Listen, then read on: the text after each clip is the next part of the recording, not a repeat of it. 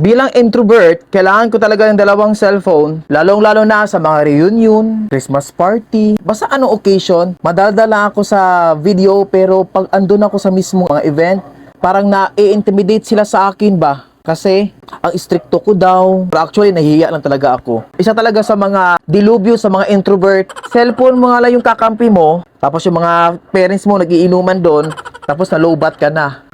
Di ba? Ito yung marerecommend ko sa inyo. 22.5 watts, fast charging, at meron siyang 10,000 mAh. Kaya makapag full charge ng dalawang phone. Kung Android yung cellphone mo, meron siyang Type-C. At no need ka na magdala ng wire. Sa mismong power bank, may kasama na siyang cable or wire.